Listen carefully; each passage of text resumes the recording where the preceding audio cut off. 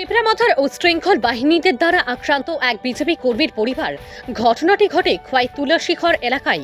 ঘটনার বিবরণে জানা যায় যে আজ সকাল আনুমানিক 11টা নাগাদ খোয়াই তুলাশিখর এলাকায় এক বিজেপি পরিবারের বাড়িতে ভাঙচুর চালায়।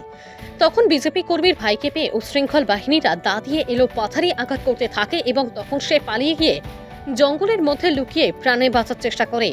অনেক সময় পরে এলাকার লোকজন তাকে উদ্ধার করে তুলাশিখর এলাকায় প্রাথমিক স্বাস্থ্যকেন্দ্রে নিয়ে আসে। আহত ব্যক্তির অবস্থা আশঙ্কাজনক হওয়ায় সাথে সাথে ডাক্তারবাবু খোয়াই জেলা হাসপাতালে রেফার করে দেন। গর্ভবতী স্ত্রীকে আক্রান্ত করা হয়। স্ত্রীকে উদ্ধার করে খোয়াই জেলা হাসপাতালে নিয়ে আসে। এই তথ্য তুলে ধরেন পরিবারের সদস্যরা। তারপর থানাতে এরপরে সকালে খোলা করে তারা 10টার সময় আয়া আমার বাড়ি এসে সব বাংপুর বাড়ির পুষ কামায়। অথচ আমার বাড়িতে স্ক্রেপগুলো আছে রাবার সিট প্রায় 40 থেকে 50 কেজি, এটাও সব লয়ে গেছে গা। বাড়ির পুষ কামায়। এরপরে আমার বাইরে দা দিয়ে মারছে। এরপরে আমার বউ তো প্রেগনেন্ট 8 মাস, আর 1 মাস বাকি আছে। এদের উপরে পেটে লাঠি দিয়ে থাপড় মায়ের সেরা তোমরা দেখো কোনো আমার কোনো অবস্থা দেখো। কমসে কম আমার বউয়ের ছেড়ে দিতে যাই। আমার ভাই আসছে, আমার ভাই তো এমপ্লয় করতেছে। বোর নাম? আমার বউর নাম সুইটা দেবো মা। ভাইয়ের নাম? ভাইয়ের নাম পুষ্পন দেবো মা। হ্যাঁ, ওই কম্পিউটার মাস্টার করতেছে।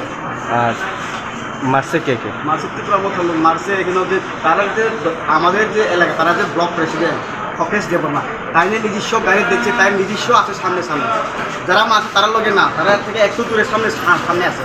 1 নম্বর ভূপেন্দ্র দেববর্মা। এরপরে ওই সমর্থনের জনের লেগে আমরা গ্রামে গ্রামে প্রচার করছি।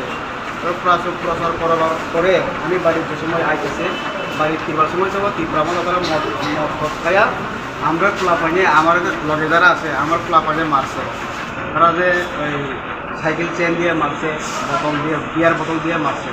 তারপর মারার পরে আমারও তারা মারবার লাগার চেষ্টা করছে, কিন্তু আমি বাগিয়ে গেছে।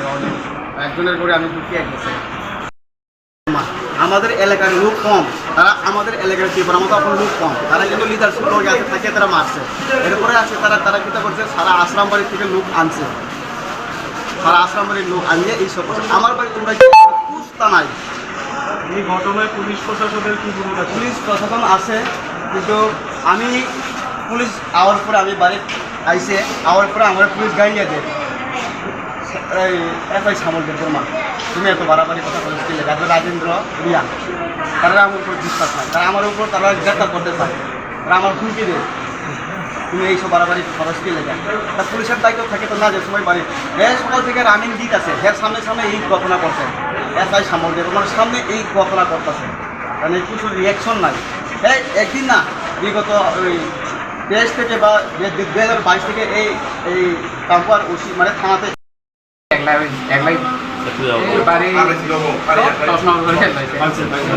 বাড়ি পাইছে